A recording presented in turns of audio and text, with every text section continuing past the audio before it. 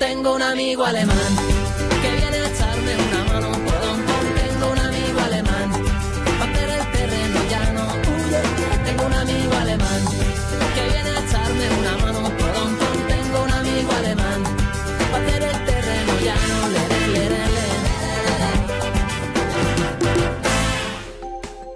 Hola, benvinguts com sempre al programa Singulars. L'experiment de Xipre ha fet molt mal a tothom. Només s'han de mirar les cotitzacions dels bancs a borsa per adonar-se'n. I més endavant ja ens diran quants milers de milions d'euros han sortit dels seus comptes. La quitança en els dipòsits per sobre dels 100.000 euros a Xipre podria arribar al 60%, és a dir, un autèntic atracament. Ja se sap, la troika fa i disposa, i els mandataris elegits obeeixen. Paral·lelament, el mantra fonamentalista de l'austeritat i les retallades continua imposant-se tant sí com no. Mentrestant, Espanya es va ensorrant en una espiral que no se sap on acabarà. L'atur, la pobresa i la desigualtat augmenten i no hi fa res que hi hagi organismes internacionals i diferents premis Nobel d'Economia que avisin d'aquest despropòsit. Botiguers, emprenedors, petits i mitjans empresaris han de tancar perquè no tenen crèdit. El mateix Banc d'Espanya ha presentat unes previsions per aquest 2013 que són d'infart. El secretari d'Estat de Comerç, Jaime García Legaz, va dir dilluns que veu difícil que les famílies espanyoles es llancin a gastar de manera massiva durant els pròxims mesos i, fins i tot, en els pròxims anys, a causa de la taxa d'atur que hi ha. Tot sembla que es confia a la baixada de salaris per guanyar competitivitat i a les exportacions, però sense la demanda interna de les famílies espanyoles i amb el sector de la construcció tocat i enfonsat, es podrà créixer prou per crear ocupació? I si no es crea ocupació, com podrà pagar Espanya el que deu? Com podrà pagar Espanya les prestacions socials, per exemple? I les empreses, com podran pagar els seus deutes? Avui hem convidat un professional dels que no enganyen, per molt crues que siguin les xifres. És a dir, no fa com el ministre Montoro, que ha hagut de ser corregit per l'Eurostat pel que fa al dèficit de l'any 2012. El que ens mostrarà no és agradable, però és el que és. I en aquest programa no es cansarà, com ja hem anat fent des del 2009, de dir-los les coses pel seu nom. Ell és Josep Maria Gay de Liébana, doctor en Ciències Econòmiques i Administració d'Empreses i doctor en Dret, professor d'Economia Financera i Comptabilitat a la Universitat de Barcelona i autor del llibre España se escribe con E de endeudamiento. Així és que m'acompanyen i entrem en uns singulars ben dens? Benvingut, Hombre, Jaume, Josep Maria què tal? Gai. Gràcies, hombre, Gràcies, moltes gràcies per per... Acompanyin. Un plaer ser aquí a aquesta casa. No parlarem de l'espanyol. No parlarem de l'espanyol, no. Sabem que vostès han sortit d'un pou. Sí, del pou, però cada any sortim del pou. I que veuen el futur amb més optimisme. Amb més optimisme, sí, hombre. Ara veiem una mica la classificació cap a la part de dalt, perquè si no, quan mires, si et veus allà baix, no?, al final de tot, és una mica per això jo soc una persona que estic feta una mica davant de l'adversitat econòmica. A mi m'agradaria que aquest sortir del pou que ha fet l'Espanyol, doncs també ho fes Espanya, no? Ara en parlem. Perfecte. Ara en parlem. Dilluns, el periodista del Financial Times, més seguit del món, Wolfgang Munchau, deia que és irracional, cito textualment, tenir els estalvis en qualsevol banc espanyol, excepte el Santander i el BBVA, i que el sistema bancari espanyol està en fallida. Vostè pensa el mateix? Penso que el sistema financer espanyol ha millorat, el que passa és que té un problema de crèdit per una banda que després el veurem i té un problema de dipòsits, però jo diria que les entitats que han passat l'examen ara són resistents. Per tant, BBVA, Santander tenen posicionament internacional, la Caixa té posicionament massa nacional, Sabadell també té posicionament nacional, Popular està aguantant, Bankinter més o menys està aguantant, i el que més són ja entitats més petites, però jo diria que voldria ser optimista. Munchau també suggereix que Espanya surti de la zona euro, com ja va fer fa temps el col·laborador d'aquest programa, Jonathan Tepper. Espanya ha de sortir de l'euro? Jo a curt termini diria que sí, a llarg termini diria que no. A curt termini diria que sí perquè ens venen uns anys d'austeritat, de patiment, de sacrificis econòmics que seran molt d'usos, que no sé si els aguantarem, I m'agradaria evitar el que seria aquesta ensopegada, però vull dir, a llarg termini, pensant en el que és el paper de les properes generacions i d'Espanya, si no estem a l'euro, quedarem fora de joc i crec que no ens interessa. Per tant, vull dir, sé que patirem molt, Patirem molt perquè això tot just està començant. Tot just està començant. Està començant, sí. Xipre li fa mal?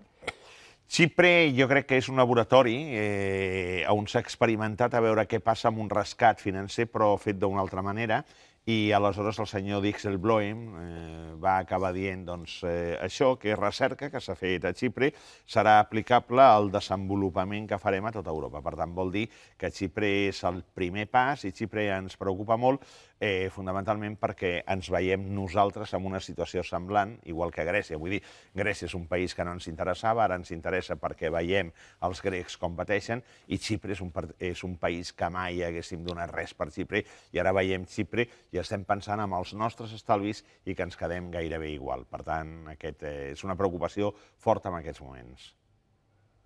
Estan segurs els nostres estalvis avui? Jo tindria que dir, perquè tot quedi bé, que sí, que no hi ha problema. Crec que les entitats financeres estan molt sanejades. Insisteixo que després veurem el balanç i bé, en principi jo crec que està bé, però a mi em fa molta por que en un moment donat el senyor Montoro, que va aprovar amb molta inoportunitat el dia següent del cas Xipre l'impost sobre els dipòsits bancaris, que aquest impost sobre els dipòsits bancaris, que de moment sembla ser que serà del 0,2 per mil, que no passi a ser del 0,2%, que no sigui del 2% o que no sigui del 20%, i que de bones a primeres treguin de dipòsits bancaris una quantitat de 40, 50, 60.000 milions d'euros, que seria factible, i per tant d'aquesta manera s'aixuga el que seria el dèficit. Per tant, jo diria que no estan, en aquests moments, no estan del tot tranquils els dipòsits bancaris, fonamentalment perquè el senyor Dijsselbloem d'una banda i el senyor Montoro d'una altra ja estan fent els mèrits suficients perquè la gent s'espanti. Vostè què li diria a una persona que tingués 60.000 euros en una sola entitat bancària? Bueno, li estic dient aquests dies, perquè quan anem a sopar, per exemple, o anem a dinar amb amics, doncs tothom m'ho pregunta, no? Però m'ho pregunta a persones... Dic 60, sí, 60.000. fixi's que li dic no, menys de 100, que en principi jo diria que estiguessin tranquils perquè estaria 60 per en un sota... mateix lloc o... No, estaria per sota dels 100.000 euros, però aquí hi ha dos aspectes que hem de tenir en compte. Una cosa és de quina manera tu intervindràs en un rescat a partir dels 100.000 euros, que seria la línia vermella que s'ha trepitjat, i després hi ha un altre aspecte que és la creació d'aquest impost sobre els dipòsits bancaris. Per tant, aquest impost sobre els dipòsits bancaris que teòricament la banca té que suportar, però que realment suportarà el client, que som nosaltres, aquest dipòsit en principi no tindrà limitació per sota, no hi haurà un sol, sinó que vol dir que a tothom li afectarà. Per tant, en un moment donat et poden treure els dinerets. És a dir, ara és la inseguretat d'Europa, és a dir, aquesta inseguretat és preocupant.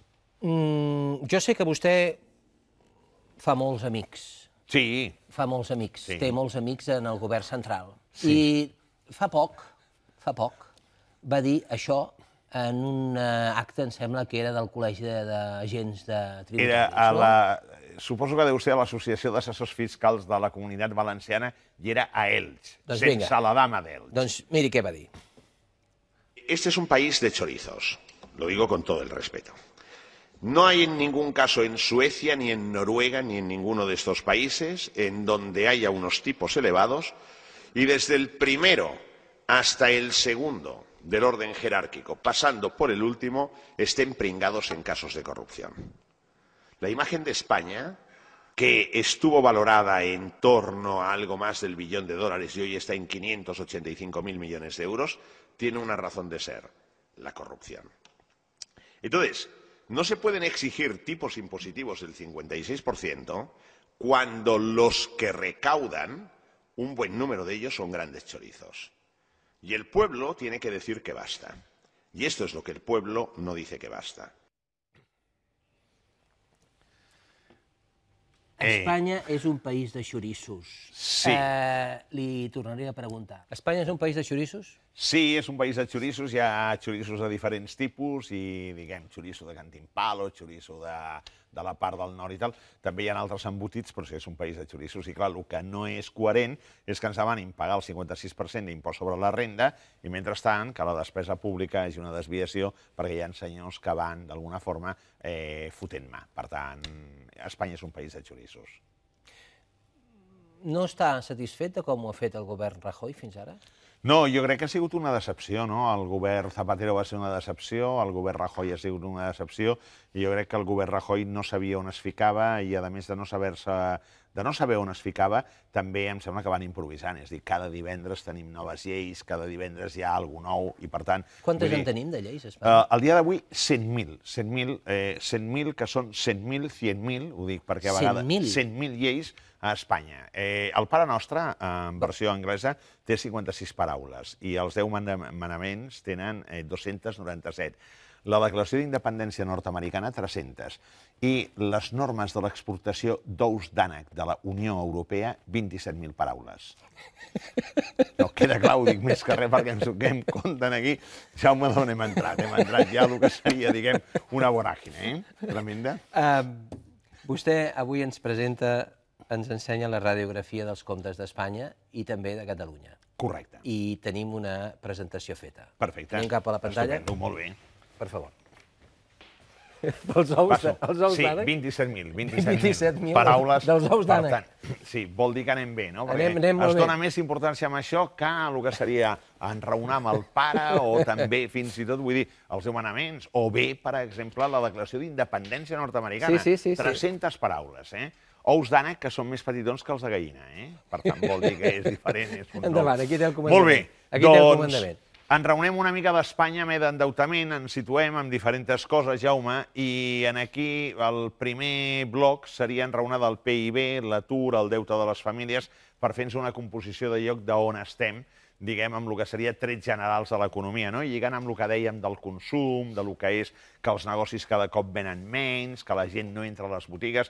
Aquest és un tema que a mi em preocupa, perquè aquí tenim el PIB, que sempre és a preus de mercat, per tant, cada any, diguem, els euros que s'han produït en producte interior brut, i aquí tenim una lectura que és que això està fluixant. És a dir, l'any 2012 tanquem amb 1.051.000 milions d'euros i l'any 2013 afluixa més perquè fins i tot ja l'amic Mariano i l'amic Montoro ja han dit bueno, habrá que revisar aquí les previsions. Per tant, vol dir que estem amb una xifra d'1.035.000 milions d'euros que ens situaria, diguem, cap a entre 2006 i 2007. Per tant, vol dir que nosaltres anem una mica com els crancs. Però és normal, no?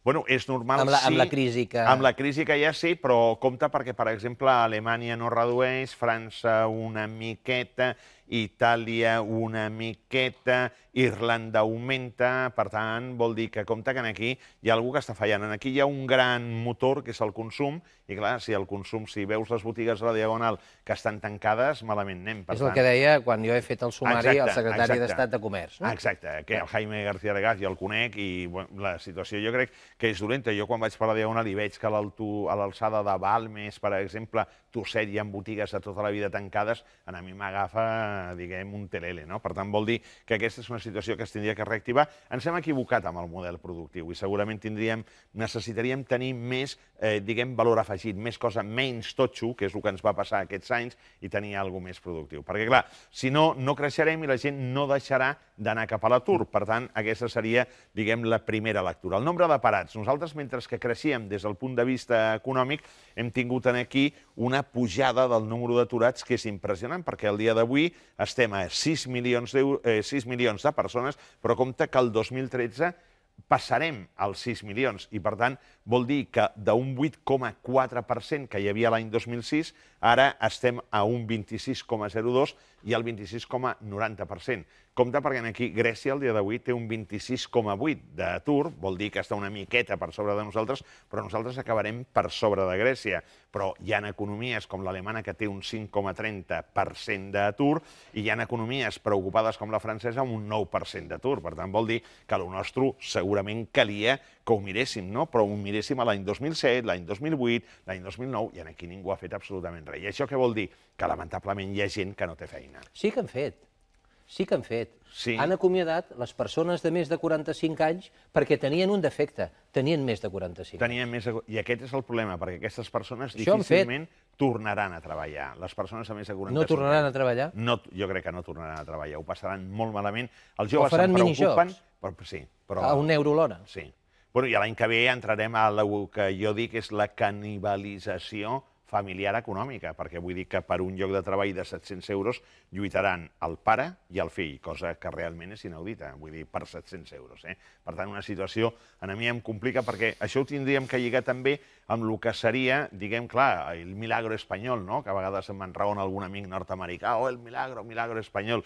El milagro espanyol, jo li començo a explicar, em diu, no, el milagro espanyol és que un país de 46.815.900 persones, segons l'últim cens de l'Institut Nacional d'Estadística, treballin 16.957.100. Per tant, vol dir que aquí hi ha 30 milions de persones que no treballen. Per tant, aquest país no es pot aguantar. M'explico o no? Això és tremendo, eh? Vull dir, aquesta és la lectura que hi ha. Només 16 milions Aquests són els que treballen. Suporta la càrrega de 46.815.900 habitants. Això és insuportable. Perquè, clar, què vol dir? Que aquests són els que paguen l'IRPF, aquests són els que paguen fonamentalment impostos, cotitzacions socials, i amb aquests s'està mantenint, diguem, tot el que és l'estructura del país. Quin percentatge? 36%. Quin percentatge és l'estàndard, diguem-ne, que estaria bé? Hombre, l'estàndard que estaria bé seria, jo diria que aquí el 50, 55%, 60%. Per sobre de la meitat. Clar, hombre, seria lo normal. Aquí un país tiraria cap endavant 46 milions, doncs amb 25, 26 milions que estiguessin treballant, fantàstic. Què vol dir? Que aleshores la tassa d'atur seria mínima, pràcticament el 2%, l'1%. Sempre hi ha un atur tècnic, per dir-ho d'alguna forma. Això no es pot aguantar, eh? Això no es pot aguantar. No, però compte, és que això és avui. Per tant, si ara li afegim com acabarem l'any, vol dir que aquí estarem a 17 milions i pico i aquí continuarà la mateixa gent, o la gent se'n va fora, o realment tenim que fer alguna cosa. El que passa és que jo crec que això a la Moncloa, ni a la Moncloa ni a cap altre lloc ho miren, això. Vull dir, de quan en quan mirar, escolta, a veure com estem aquí, quanta gent hi ha per aquí, quants treballen, perquè si ho miressin, reaccionarien. Vostè, doncs, estaria d'acord amb el que va dir fa 2 setmanes Santiago Niño Becerra, que va apuntar dient que sobraven 30% de paro estructura. 5-6 milions de persones a Espanya? Sí, perquè d'alguna... A veure, jo no és que vulgui fumar fora ningú, però en principi d'aquesta manera nosaltres trauríem gent, que aquesta gent té alguna font d'ingrés que igual és amb càrrec als pressupostos de l'Estat, aleshores reduiríem el número d'habitants i, per tant, tindríem més gent treballant. Ara bé, el que tenim que fer és aconseguir que el màxim de gent que estigui aquí amb el que seria una edat de treballar i de poder desenvolupar una tasca productiva, doncs que estiguessin treballant. Per tant, hem de saber inventar quelcom perquè aquesta gent treballi. Però jo combrego amb el que va dir en Santiago, que és un home que té les idees molt clares. Vull dir que sí, 30% d'atur estructural, va enraonar ell. Vull dir que estem d'acord. 30. Sí. Bé, aquí és el deute de les famílies. Clar, aquest deute de les famílies el tenim que lligar una mica, Jaume, amb la situació de l'atur també i de la gent que treballa.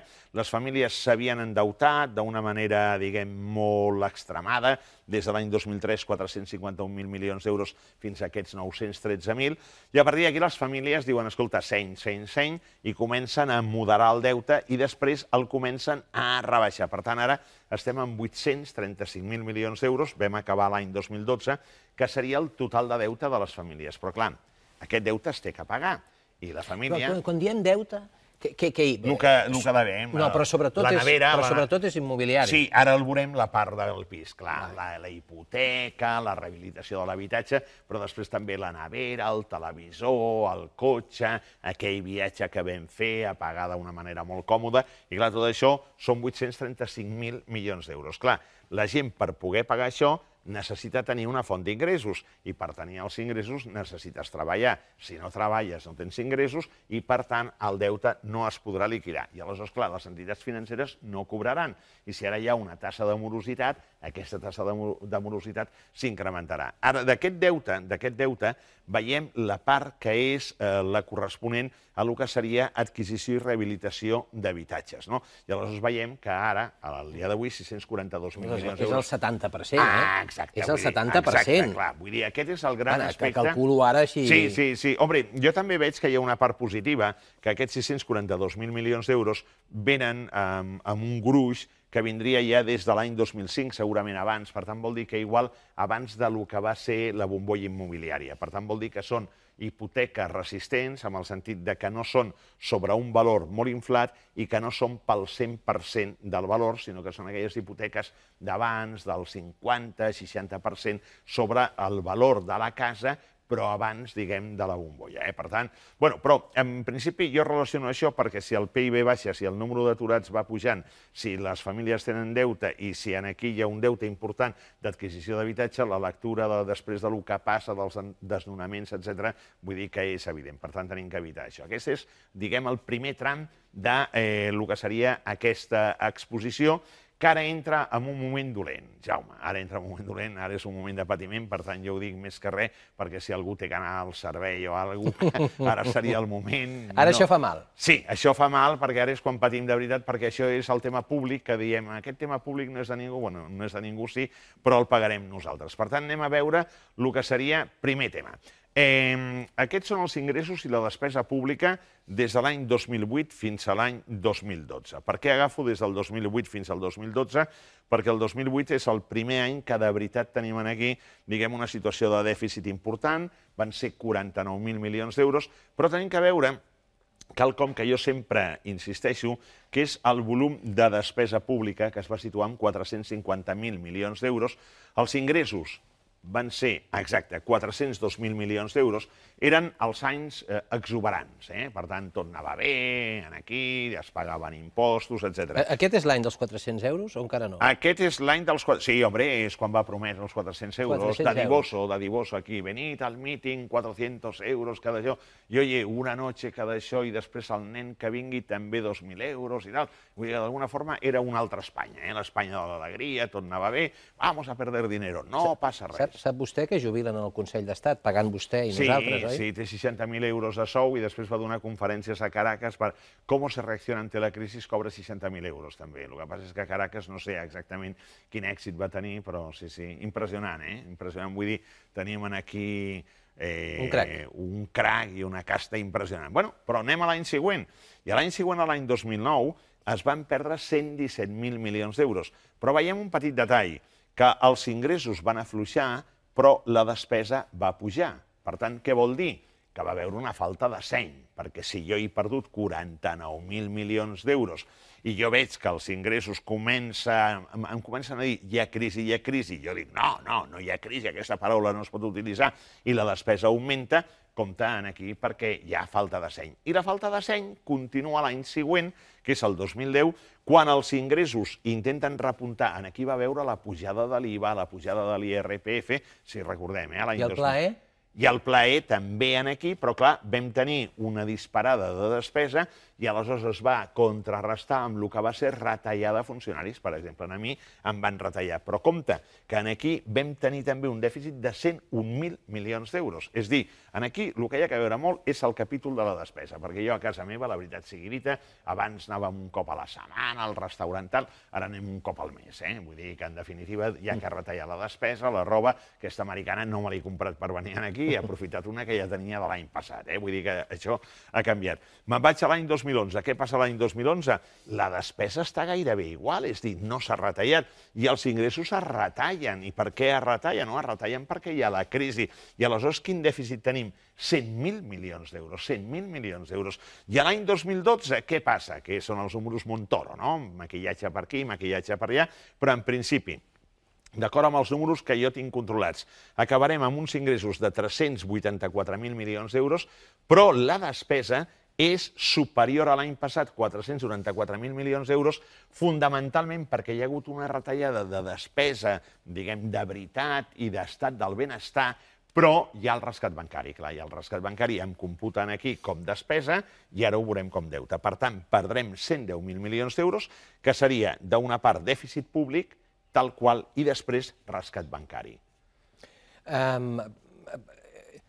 Fixi's vostè que les salvatjades aquestes dels fonamentalistes que diuen que l'austeritat és el millor que pots donar a una persona anorèxica, fixi's vostè que totes aquestes bestieses que s'han arribat de fer, desnonaments, gent de més de 45 anys sense feina, acomiadats, la sanitat, l'educació, etc.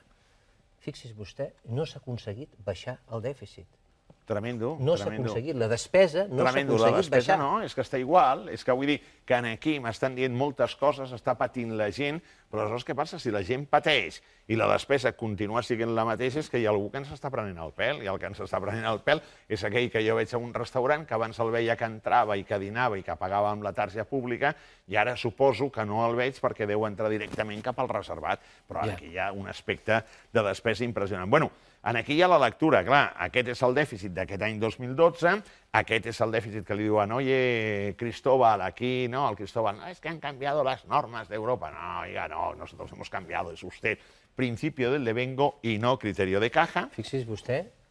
Aquest rescat. Bankia, Sí, Bankia i Catalunya Caixa, CaixaBank, no sé com es diu, Sí, no tenim el... Tota farcida de polítics. Sí. Totes farcides de polítics, I clar, aquests polítics eren els que veien, oye, què passa, tot va bé, no passa res, cotxe esperant, cap endavant i tal igual, i aquí el crac, vull dir, aquests són els responsables.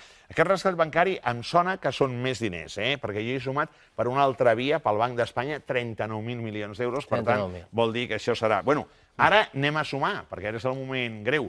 En aquest període de 5 anys, des del 2008 fins al 2012, s'han perdut 478.000 milions d'euros. I això es té que pagar. I ara ve la pregunta, i això com es pagarà? I ara tenim que anar cap a el que seria el deute. I el deute, aquest deute, no és el deute públic, perquè el deute públic és aquell que depèn del protocol de dèficit excessiu, que retoc, que maquillatge jo agafo, el que tenen que pagar les administracions. Per tant, tots els passius, tot el que tenen que pagar, i l'any 2007 hi havia un deute de 504.000 milions d'euros i ara 1.014.000 milions d'euros. Per tant, són 500.000 milions d'euros que s'han incrementat, que correspon al dèficit acumulat aquests anys. Això és el que deu Espanya. Això és el que deu tota Espanya. Quan dic tota Espanya és administració central, ara ho veurem, comunitats autònomes, seguretat social, ajuntaments, tota Espanya, l'Espanya pública. Perquè aquí teníem que afegir l'Espanya privada. És a dir, que més o menys, vostè abans ha donat el PIB d'Espanya, del 2013, no? Sí, del 2012 i 2013, compte. Més o menys, Espanya hauria de... Tota la riquesa que produeix en un sol any serviria, aniria a parar tota per pagar això. No podria pagar res més. El deute públic. No podríem res, ni comprant-se aquí una caixa de llumins, vull dir que seria... No, ara ho veiem... I no hi ha responsables, No, no hi ha responsables. I no hi ha responsables, Aquest és el deute total. Els desnonats són els responsables, els desnonats. Una falta de seny, tremendo, Vull dir que aquí hem tingut també... És que la gent va votant, però vull dir que, escolta, hi ha que felicitar també els que voten i els votats. Aquest és el nostre mal. Aquest és el d'això. Fixa't, aquí el deute total, 1.014.000 milions d'euros, i el PIB de l'any 2012, 1.051.000 milions d'euros. És a dir, el volum que representa el deute total de veritat és el 96,5% del PIB. Estem, però, fundamentalment davant d'una situació molt complicada perquè això es té que pagar i tenim que veure com es pot pagar i si tenim dèficit no ho podrem pagar. Però aquí està com es descomposa aquest deute. D'una banda, l'administració central, comunitats autònomes, corporacions locals i seguretat social. Per tant, vol dir que tenim un deute molt voluminós per part de tot el que seria l'aparat públic.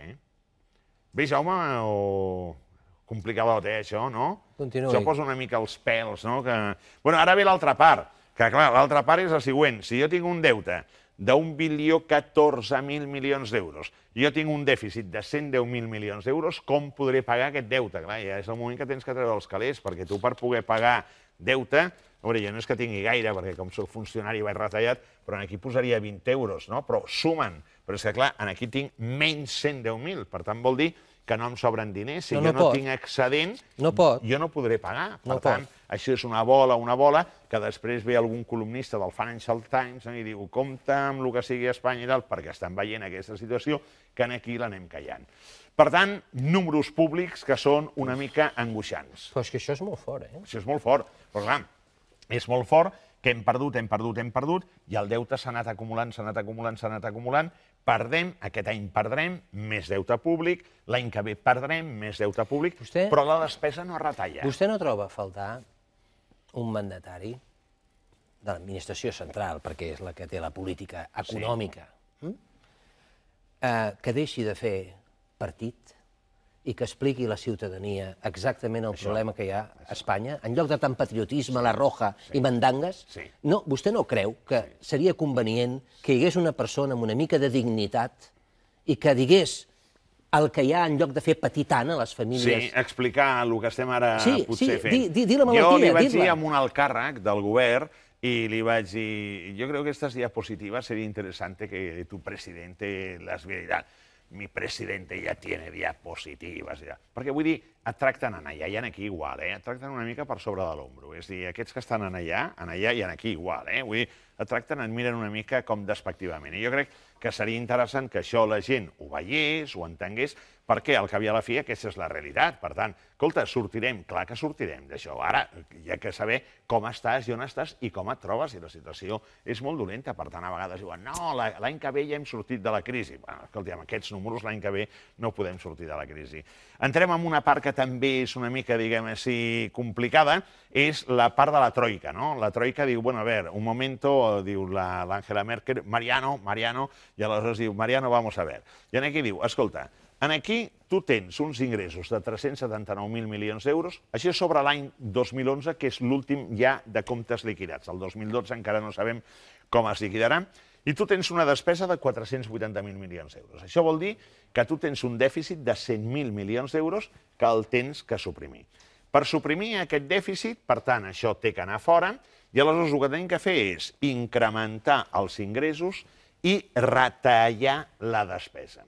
Quins ingressos es tenen que incrementar? I em diuen la seguretat social, que és la primera font d'ingressos que té l'Estat. Per tant, interessa que la gent treballi. 140.000 milions d'euros, però clar, això no s'incrementarà si la gent no treballa. Impostos indirectes, amb l'IVA de gran protagonista, aquest s'incrementarà. Impost sobre la renda, impost sobre societats, impost sobre el patrimoni, això s'incrementarà. Per tant, què vol dir? Que aquí els focus on s'apretarà la gent, els contribuents, serà per aquí i per aquí. D'altres no tenen importància i d'aquesta forma incrementarem els ingressos. Però incrementem ingressos, que jo crec que ja han tocat sostre, però ara anem a retallada. I clar, i la retallada, si nosaltres ho veiem des d'una perspectiva així global, diem, escolta, on tinc que retallar? Aquí. No, tinc que retallar aquí, que és lo gran, i aquí, que és lo gran, i aquí també tindria que retallar. Quins són els components fonamentals a la despesa pública?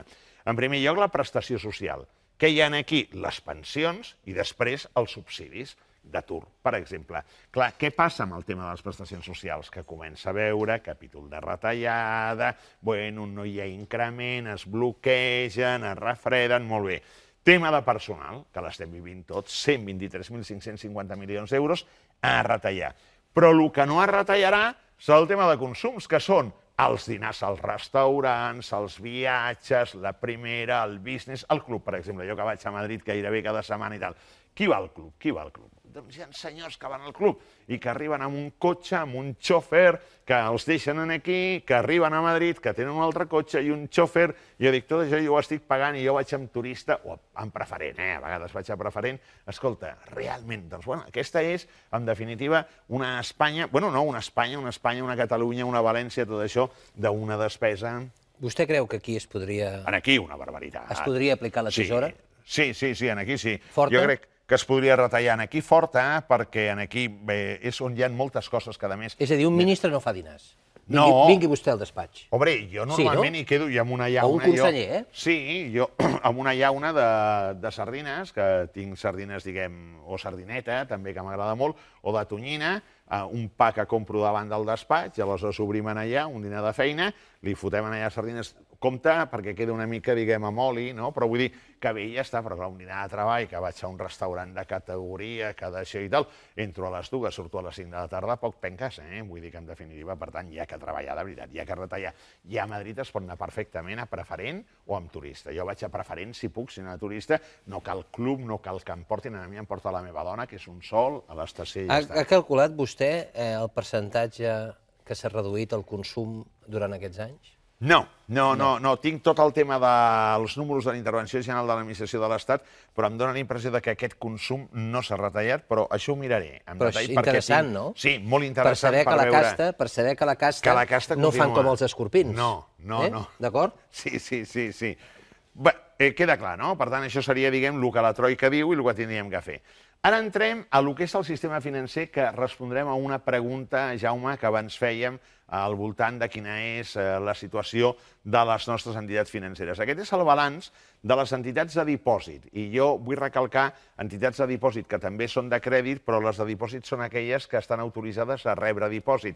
I el dipòsit no és un deute. Per tant, vol dir, una cosa és que jo sigui creditor d'un banc, si van malament les coses, l'altra cosa és que jo sigui accionista del banc, si van malament les coses, i l'altra cosa és que jo els meus diners els porti al banc. Per tant, ho dic a efectes de capítols de rescat. Aquí, com veiem, hi ha un crèdit total concedit pel sistema financer espanyol de 2.228.000 milions d'euros i que té una certa coherència amb els dipòsits que han rebut, que són de 2,3 bilions d'euros. Per tant, ve aquí, hi ha inversions, aquest tipus d'inversió, aquí hi hauria inversió que deu haver deute pública també, jo calculo al voltant d'uns 300.000 milions d'euros, accions, participacions en empreses i el que seria, diguem, efectiu caix, el Banc Central Europeu, Banc d'Espanya, etc.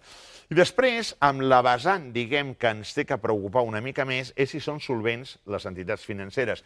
En principi, quan veiem aquest patrimoni, sí, perquè aquests 404.000 milions d'euros sobre els 3.400.000 milions d'euros representen un 11, alguna. Ara bé, aquí tinc que jo precisar que hi ha dos grans components.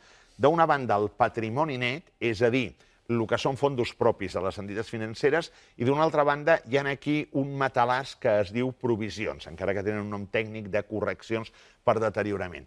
I aquí gairebé seria la meitat, 200.000 milions d'euros de patrimoni net i 200.000 milions d'euros gairebé de matalàs. Per tant, vol dir que realment el patrimoni net de les entitats suposa al voltant del 5,1% del total del passiu. Per a la nostra audiència, creu que els bancs espanyols necessiten estar més ben capitalitzats? Sí. Necessiten capitalitzar-se? Necessiten capitalitzar-se per una raó molt senzilla. Per tant, estaria vostè donant la raó al periodista del Financial Times? Sí, estic d'acord per una qüestió important, que és que aquí el patrimoni net és la meva capitalització i, per tant, davant del que seria una situació d'insolvència que es pot produir per aquí, pels actius, quina capacitat de resistència financera tinc?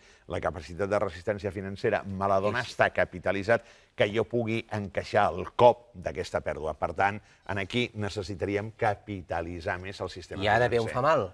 I si jo no hi arribo, tocarem això. I si jo no hi arribo, tocarem això. Exacte, perquè aquí la pel·lícula comença, no? I aquí hi ha els creditors, i la deuda sènior, i la deuda júnior, i la deuda tal, i quan jo ja començo a veure deuda sènior, deuda júnior, i la mare que els va parir, ja dic, mare de Déu, i los depòsitos. I aquest serà el problema de los depòsitos. Però ara anem a fer també una petita reflexió, Jaume, perquè aquí, del crèdit que hi ha crèdit a famílies que no tenen feina, hi ha crèdit a empreses que ho estan passant malament. Per tant, vol dir que aquí hi ha un risc amb l'aspecte de morositat. Però entre el crèdit i les inversions també tenim un altre problema, que és que l'Estat emet el deute públic i aleshores qui subscriveix el deute públic són les entitats financeres. Per tant, si les famílies... Jo no és que vulgui ser ara, perquè ara igual estem donant el sopar i la nit i després em diuen, escolta, Gai, que vas estar amb el gran Jaume Barberà i vas fotre'n aquí un d'això. Però a veure, jo voldria ara fer un pensament que sigui, diguem, reflexiu, no? I dic, a veure, escolta, primer punt, no paguen les famílies. Segon punt, les empreses no paguen perquè estan malament. Tercer punt, el deute públic no es paga. Problema que hi haurà aquí, que hi ha una morositat potencial important i aleshores què passarà? Que aquest patrimoni s'anirà a Norris. Què passarà? passarà? Que aquests tindran que capitalitzar, que no s'arribarà, i aleshores aquí, impuestos sobre los depósitos bancarios. L'amic Cristóbal ens fumarà. M'explico o no? Complicat això, eh? Massa bé.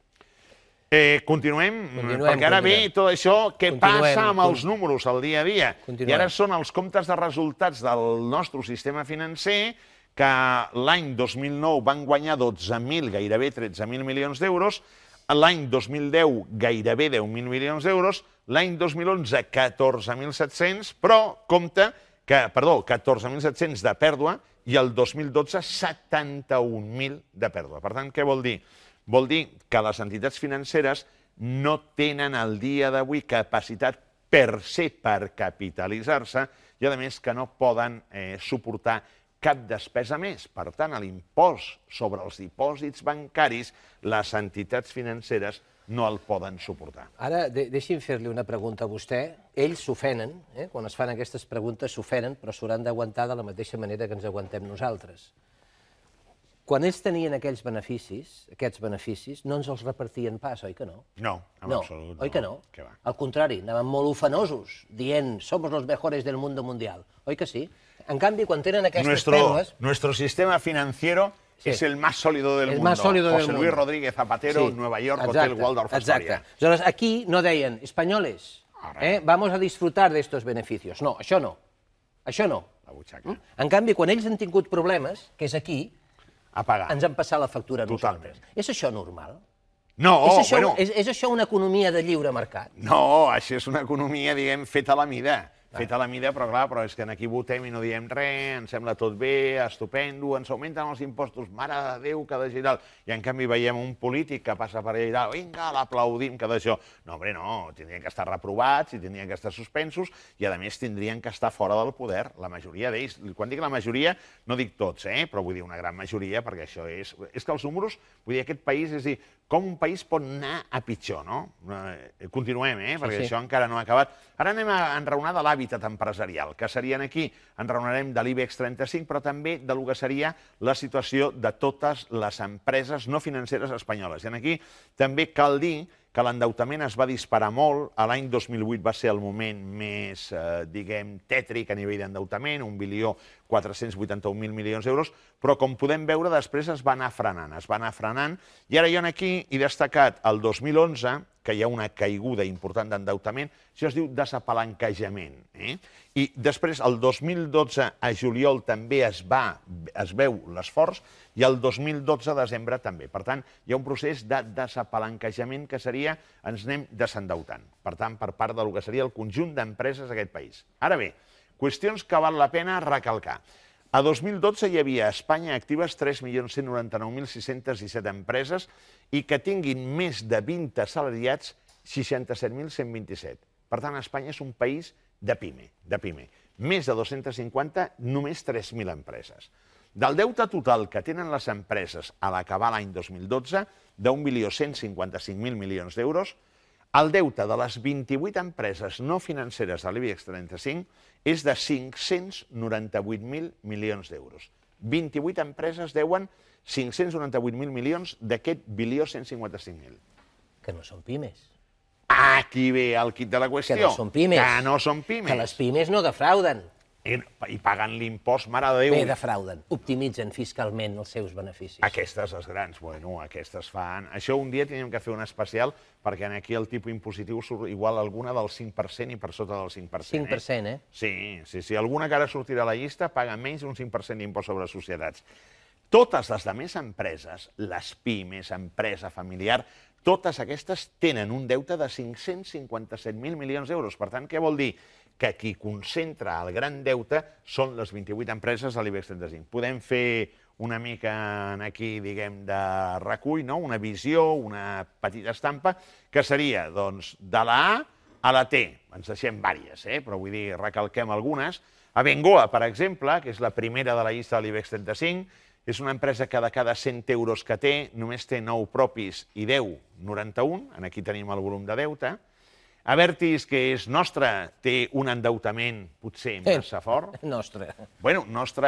De Catalunya, vol dir. De Catalunya, de la Caixa. Sí. Hombre, per mi és una empresa que la sento com molt meva. Hombre, reparteix bons dividendos també i fa reduccions de capital, però vull dir que m'agrada. ACS, que és l'empresa vinculada exactament a la llotja, des d'allà on tot d'alguna forma es controla, té aquí una capitalització molt baixa. Aquest any ha tancat amb pèrdues de 1.900 milions d'euros. Té Iberdrola, va ser una aposta del Florentino. Em pregunten a vegades, Dia, Mercadona... Mercadona jo la conec, una empresa que està molt capitalitzada. Dia potser li faltaria una mica, perquè té només que un 4% de capitalització, molta deute. Fomento de Construccions i Contrates també té poca capitalització, fins i tot problemes de tesoreria, ha tingut que demanar aplaçament de pagos a Hisenda. Inditex, l'amic Amancio Ortega, el nostre veí d'aquí de Barcelona, 8.482 milions d'euros, 66%. La reina. Exacte, i aquí 34%, la reina. SACIR, d'aquella manera, 10%, 90%, i Telefònica, venent el que pot, fent el que pot, perquè té aquí una capitalització del 21% i 10 al 79%. Això és una mostra, és una estampa, una figureta de l'IBEX 35, d'acord? Bueno, a partir d'aquí, la pregunta és el cash flow, tornem un altre cop als diners, el que em sobra, puc pagar el deute, cash flow aquí... Què és el cash flow? L'excedent de diners. És a dir, jo, després de cobrar tot el que facturo i de pagar tota la despesa que tinc, què em queda? Doncs jo abans treia 500 euros i en canvi ara trec 25. Per tant, vol dir que estic fumut, tots estem igual, ara ha baixat a 50.700 milions d'euros. Jo tinc que relacionar sempre el que em sobra amb el deute, per veure quina capacitat de fer front al deute, el mateix que enraonàvem dels comptes públics. I aquí veiem com només puc cobrir ara el 8,5% de tot el deute, empreses de l'IBEX 35. A l'any 2008 a l'11,5%. Ara jo dic, amb aquest cash flow, amb quants anys puc pagar el deute? A l'any 2008 amb 8,7 anys i ara gairebé amb 12 anys. Per tant, què vol dir? Que aquestes empreses estan perdent pistonada des del punt de vista dels diners per poder pagar els deutes. I a més poden invertir menys, també. Clar, poden invertir menys i a més han invertit potser massa amb el que eren aspectes que no li interessava. Nombre de concursos de creditors, l'any 2005, Jaume, 837, aquest any gairebé 8.000, per tant vol dir que això va increscendo, i ara el número d'EROs, expedients de regulació d'ocupació, el 2003, 4.329, amb 83.481 treballadors afectats, 33.075, 452.000 treballadors afectats. Per tant, el panorama no és que jo vulgui ser pessimista, perquè jo soc de l'Espanyol i, per tant, sempre m'ho tinc que veure les coses bé, que sortirem del pou, sortim cada any del pou, però la situació està complicada. Rematem una mica de Catalunya. Jo avui en el Twitter he dit les persones que pateixin d'hipertensió els recomanem que no vegin aquest programa. Ara més mal.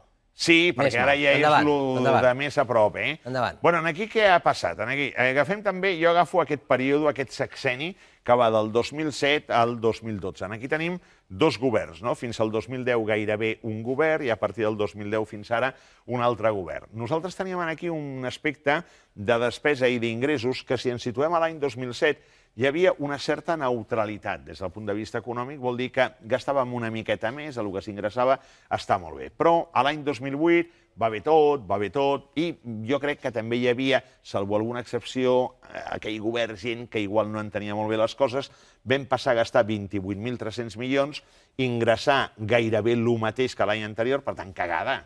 Quan dic cagada, perquè si jo sé que ingressaré el mateix, no puc gastar més, per tant, cagada, no? I, per tant, perdo 3.141 milions d'euros. A l'any 2009, 27.547 d'ingressos, gasto 32.500, un altre cop cagada, tinc un dèficit de 4.970, i a l'any 2010 tinc menys ingressos, va ser tot l'any que del finançament autonòmic, etc., que es va dir que sí, que ens semblava bé, etc.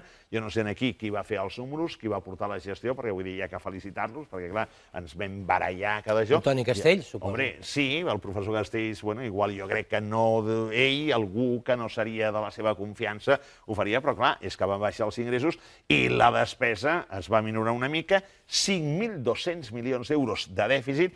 El 2011, aquí la despesa està gairebé igual i els ingressos baixen, tenim gairebé 100.000 milions d'euros de dèficit, i el 2012, clar, retallada, aquí la despesa retalla, s'ajusta i els ingressos augmenten. Per tant, vol dir que tenim una situació negativa aquí a Catalunya tremenda. Tot això té una conseqüència, que és el deute.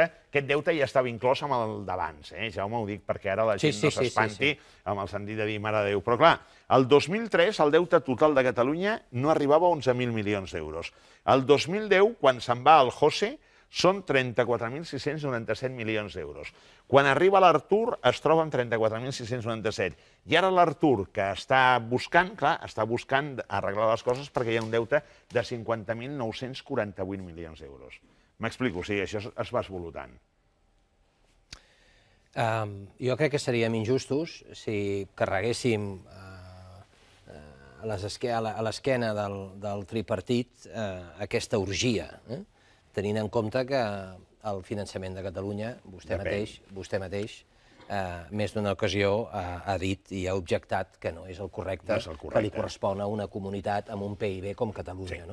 Però també seria injust no dir com és possible que un govern, sigui el tripartit o sigui el que sigui, pugui permetre això.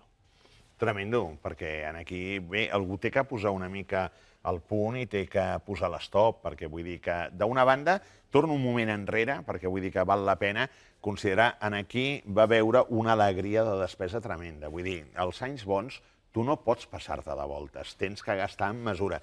Si s'hagués gastat en mesura, no tindríem aquest dèficit, no tindríem aquest deute. Per tant, ara s'està fent el que es pot fer i nosaltres aquí que hem d'aconseguir tenir més ingressos, això és el que s'està lluitant, i retallar la despesa, però que no retalli gaire perquè la gent està patint.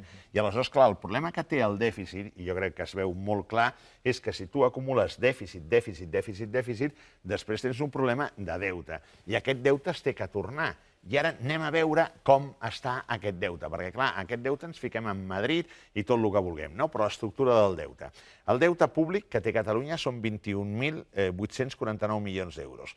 Institucions financeres, diners que li han deixat a Catalunya, 11.550. Resta del món, 6.616, aquests són els que diuen ara que costen d'arribar. Però de fons de liquiditat autonòmic, ens han avançat 6.666 milions d'euros, cosa que són diners nostres, però de moment això tenim avançat. I a més, del fons de finançament de proveïdors 2020. Per tant, ara tenim una dependència de Madrid de gairebé 8.600 milions d'euros, que clar, que... Situació complicada, Gai de Liébana, ara correré jo. Estem pràcticament fora de temps, però ja que vostè ens ha portat aquests gràfics tan meravellosos, hauré de córrer jo perquè estem fora de temps. Bueno, doncs, fantàstic. Però jo li vull ensenyar 3 gràfics. Perfecte. 3 gràfics, que els he tret del Banc Central Europeu. D'acord? Perfecte. Aquí en tenim un. Aquest és el crèdit que donen els bancs a les empreses. Tenim des del 2010 fins al 2013. Font Banc Central Europeu. Fixi's vostè, a Espanya, on és? A menys 8. És a dir, que els bancs no estan donant crèdit a les empreses. Correcte. És a dir, nosaltres ajudem els bancs i els bancs no donen crèdit a les empreses. Estem d'acord? Molt bé. Següent gràfic. Fixi's aquí, que és el cas d'Espanya. Sí. Fixi's el cas d'Alemanya, Ells sí que en donen, Els francesos també en donen, En canvi, italians i la zona euro... Correcte. Retallen una mica, però donen crèdit. I aquí no es dona crèdit. D'acord. Un altre gràfic. Aquests són els dèficits del 2012. Dèficit públic, percentatge en relació al PIB. Fixi's, Espanya, aquí no compten el rescat bancari, Correcte. Fixi's, Irlanda, Espanya i Grècia. Amb els números maquillats, o sigui, contramaquillats, 6,9. Per tant, estaríem ja... Fixi's el criteri de Maastricht, el 3, Tremendo, el 3. Tremendo. I ara, per prendre alguna tila, fixi's els alemanys. Sí, home, clar. Estònia també, que s'hi diuen que està malament, Luxemburgo, que s'hi diuen què, Finlàndia... A veure, hi ha una qüestió, i en termes quantitatius, en valor absolut, el dèficit més elevat de tota Europa és el nostre. Els 110.000 milions d'euros és el més elevat. I ara, per acabar i desitjar una bona nit als telespectadors, l'últim... Amb una miqueta de tila, Tenen que prendre tila. L'últim, fixi els interès. L'interès que es cobren en els crèdits que es fan a les empreses. El més elevat? El més elevat a Espanya. És el d'Espanya. Em pot vostè explicar com sortim d'aquest pou? Costarà molt de sortir, però sortirem. Tenim que remar, Jaume, tenim que ser optimistes, tenim que veure la llum. És com a l'Indiana Jones quan estan allà a la gruta, hi ha les serps allà i veu que hi ha un filet de llum. Aquest filet de llum és el que jo cada temporada veig amb el que és aquesta talaia de Cornellà al Prat i, per tant, sortirem cap endavant. Però patirem, Jaume? Gràcies. Gràcies, Jaume, de tot cor. Josep Maria Gai de Liébana. Gràcies de veritat, com sempre. Perfecte. Acomiadem el programa, com sempre, i ho fem amb una frase del mestre Espriu, que és aquesta, perquè és l'any Espriu, que és aquesta. Cap acció no té solta sense el comentari i el relleu de la paraula. Gràcies per la seva atenció.